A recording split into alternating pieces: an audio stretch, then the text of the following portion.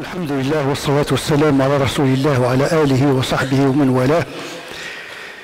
Nous avons abordé lors des sermons précédents la définition de la bienfaisance telle qu'elle a été abordée dans les textes de l'islam, à savoir le Coran et la tradition du prophète sallallahu alayhi wa sallam. Nous avons évoqué la dimension intérieure, presque mystique, de l'ihsan, qui est une forme de dévoilement, c'est-à-dire l'adoration de Dieu avec la sensation forte de la présence de Dieu.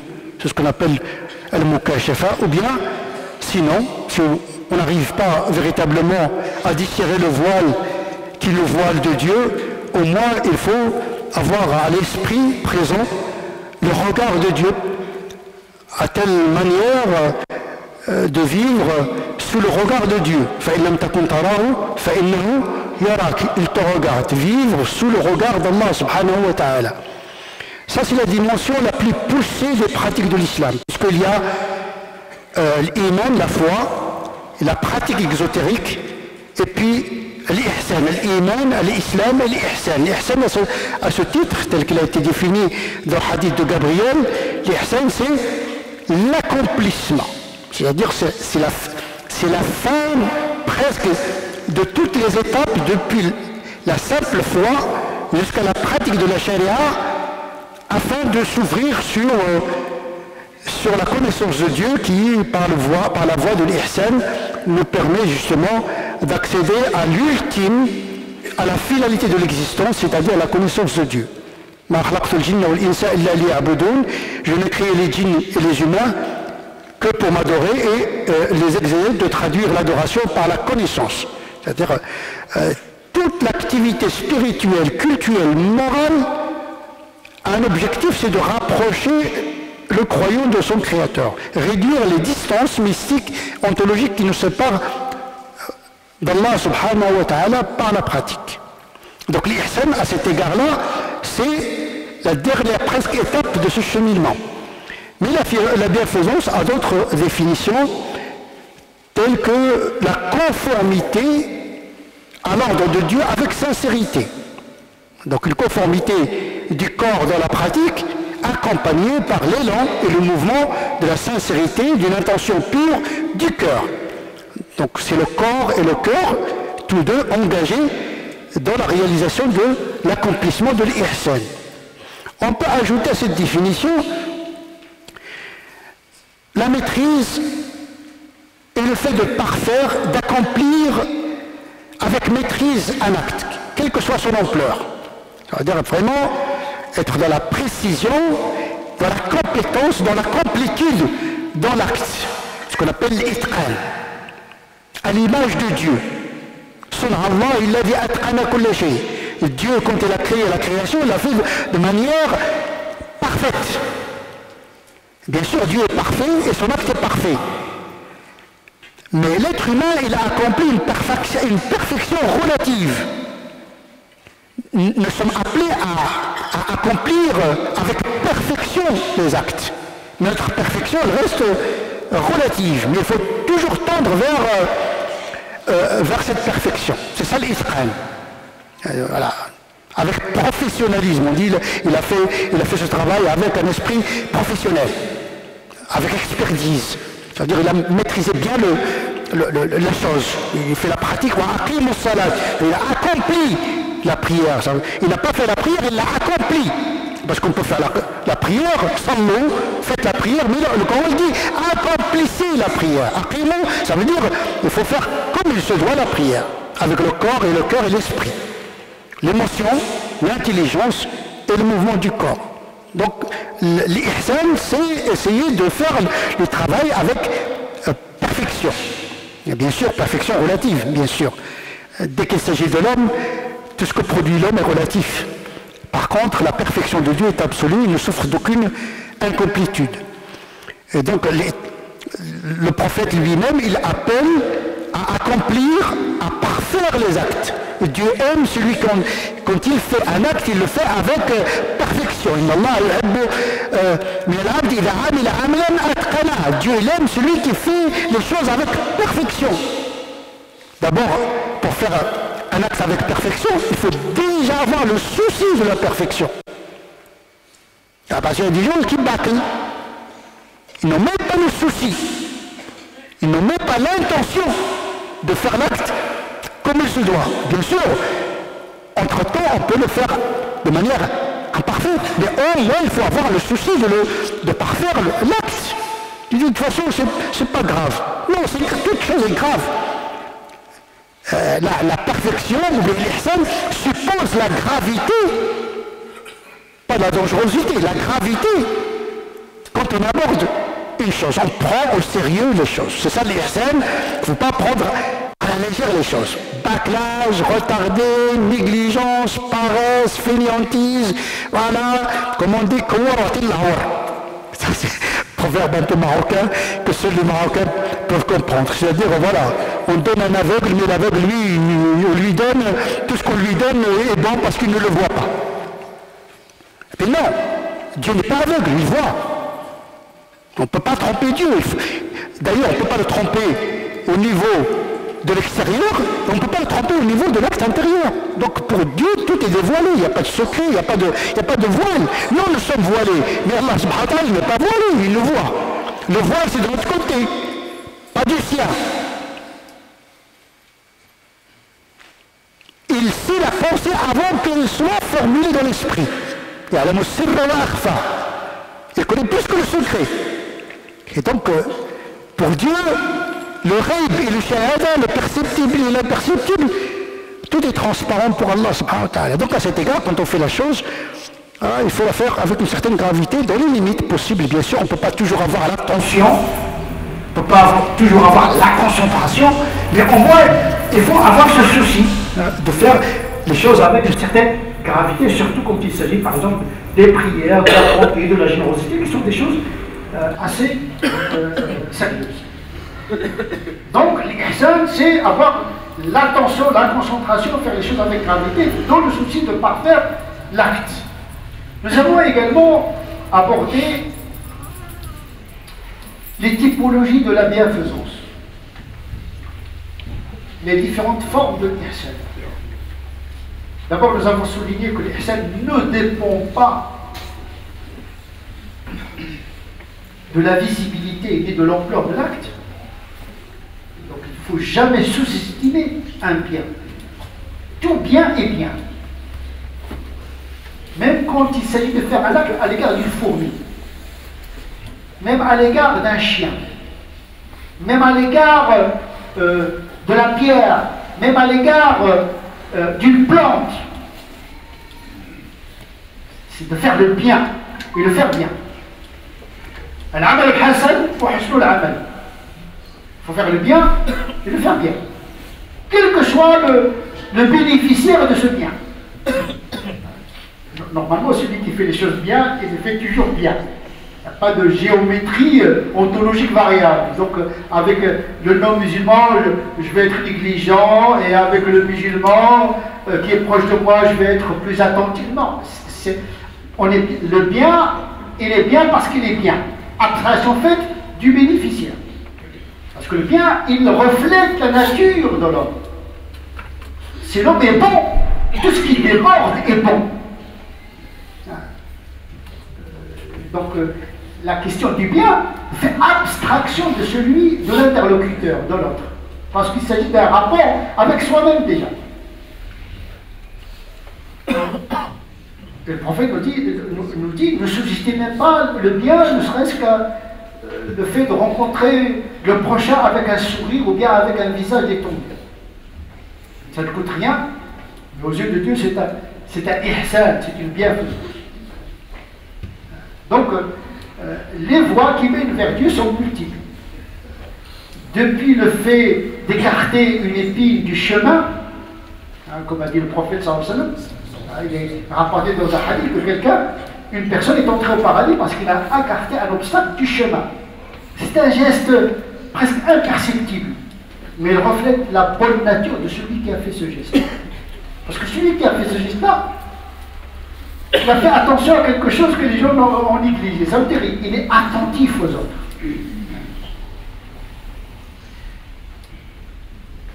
La deuxième typologie du bien, c'est un bien qui vise le bien, l'utilité dans le delà et l'utilité dans l'ici-bas. Donc le bien, c'est quelque chose d'utile. Le bien n'est pas absurde, on ne fait pas quelque chose d'absurde. Tout ce qui est absurde n'est pas bienfaisance. Un acte qui n'a aucun sens, qui est absurde, qui est aberrant, même s'il est fait avec perfection, ne relève pas de l'irrationnel. La bombe atomique, c'est pas une bienfaisance, c'est la technologie.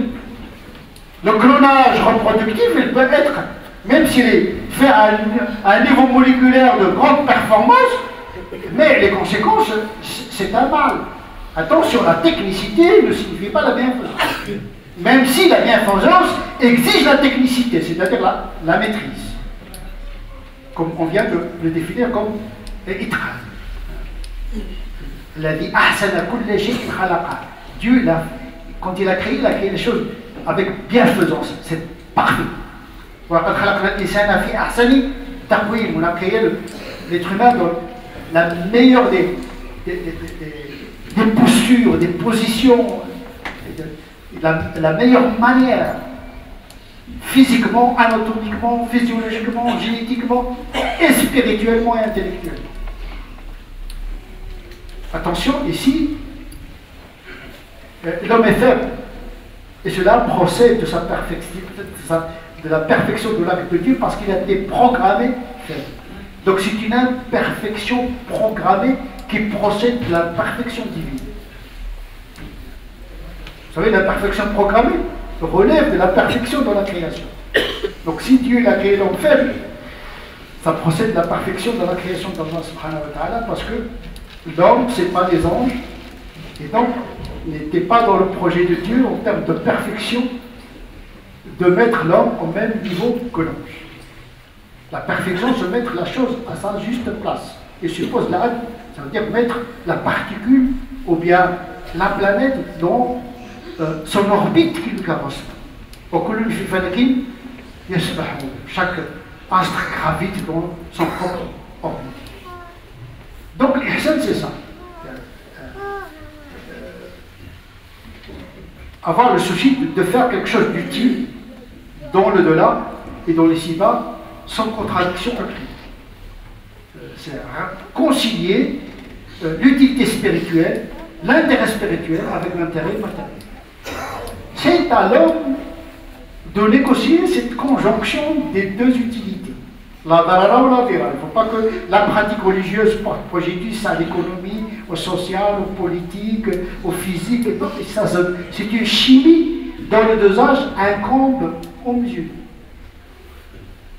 Et c'est comme a dit le prophète, consulte ton cœur.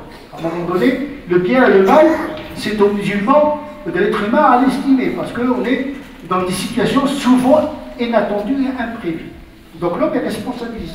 Ça participe de cette perfection dans la création d'Allah subhanahu wa ta'ala, quand il s'agit de l'être humain dans son incertitude existentielle. À un moment d'incertitude où le musulman ne sait pas où est-ce qu'il est son intérêt. L'essentiel, c'est d'avoir une bonne intention, quitte à se tromper.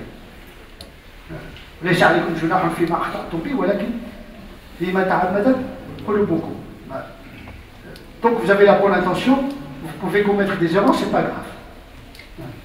Donc Dieu nous donne non seulement le droit de commettre l'erreur, mais il nous donne le droit également de pécher, de fauter, parce qu'il n'est pas dans le projet de Dieu de créer des anges, des hommes anges. Non. Mais la question qui se pose, comment tu transformes, c'est ça l'ihsan, c'est transformer le péché à votre avantage.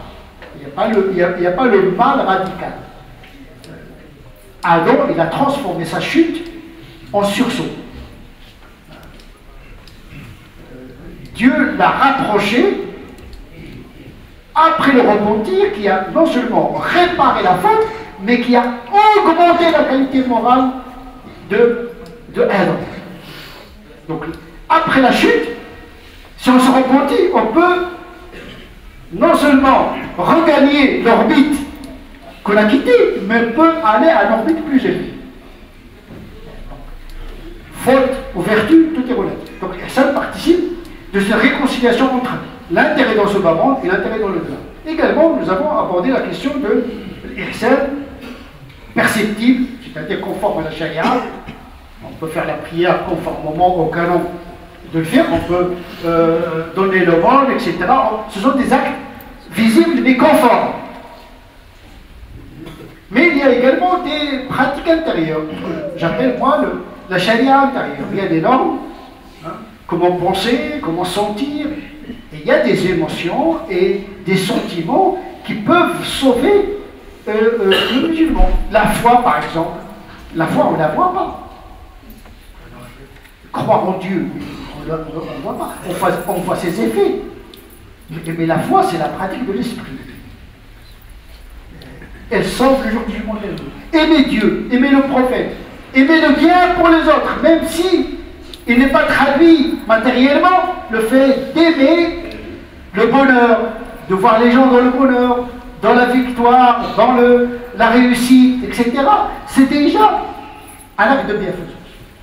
Donc la bienfaisance ne se limite pas aux pratiques quantifiables qu'on peut mesurer par les canons de la charia en tant que conformité à la volonté d'Allah subhanahu wa ta'ala. Il y a également une autre typologie de la bienfaisance.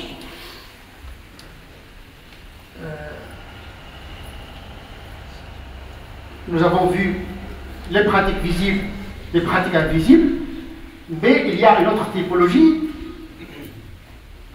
qui distingue le bien intransitif et le bien transitif. Comme les verbes, il y a le verbe transitif, je mange, tu manges pour toi, c'est-à-dire une bienfaisance limitée à la personne de celui qui l'accomplit. Il y a le verbe transitif, je donne de l'argent à. Il y a un complément. Je fais le bien à celui-là.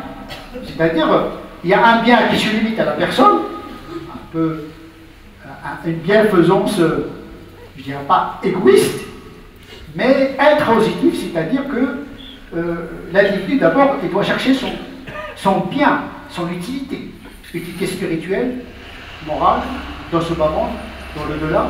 C'est pourquoi les plus grandes obligations, les premières obligations, consistent à une bienfaisance intransitive.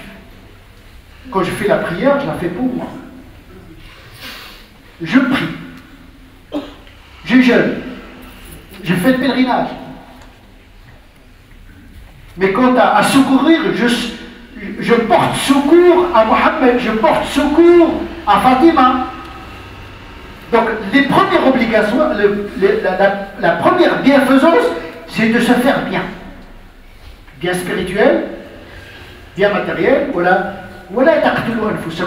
et il faut protéger son corps, il faut protéger son esprit. Toute la charia, à cet égard-là, elle est dotée d'arsenal qui protège l'individu d'abord. Mais c'est à l'individu de se protéger lui-même, physiquement, spirituellement et moralement. Et puis, nous avons la bienfaisance qui touche entre eux. Le prophète sallallahu alayhi wa sallam a dit, le meilleur d'entre vous, c'est celui qui est le plus utile entre eux. Bien sûr, il faut se faire un bien, mais il ne faut pas rester à cette étape-là, c'est primordial. Celui qui dit, moi je veux le bien pour tout le monde, il ne le veut pas pour lui-même, c'est un menteur. Celui qui veut être charitable et donner de l'argent à tout le monde et vivre dans la pauvreté, il a commencé par la faim. Non, il faut combattre la pauvreté déjà à un niveau individuel. Et la zakat, c'est après la richesse individuelle. Mais il faut acquérir la richesse individuelle pour pouvoir donner aux autres. Il ne faut pas donner aux autres et rester dans la pauvreté. Et le prophète sallallahu alayhi wa sallam a refusé le don d'un certain nombre de compagnons qui ont voulu donner tout leur argent pour Dieu. Il a dit non. Alors, vous gardez la moitié parce que vous avez un devoir envers vous-même. Donc, la bienfaisance commence d'abord par la personne concernée avant de partager cette bienfaisance avec l'autre. Et puisque nous accueillons bientôt le mois de Ramadan, on va voir comment l'acte de bienfaisance se manifeste dans l'acte du jeûne نسأل الله عز وجل أن يعفو عنا. اللهم أعنا على ذكرك وشكرك وحسن عبادتك. اللهم أعنا على ذكرك وشكرك وحسن عبادتك. اللهم أعنا على ذكرك وشكرك وحسن عبادتك. اللهم لا تدع لنا في هذه الساعة الكريمة ذنبا إلا غفرته، ولا هما إلا فرجته، ولا كربا إلا نفسته، ولا ميتا إلا رحمته، ولا حاجة من حوائج الدنيا لا فيها رضا ولا فيها صلاح إلا يسرتها. اللهم صل على سيدنا محمد وعلى آل سيدنا محمد كما صليت على سيدنا إبراهيم وعلى آل سيدنا إبراهيم، وبارك على سيدنا محمد وعلى آل سيدنا محمد كما باركت على سيدنا إبراهيم وعلى آل سيدنا إبراهيم في العالمين إنك حميد مجيد. سبحان ربك رب العزة عما يصفون وسلام على المرسلين والحمد لله رب العالمين.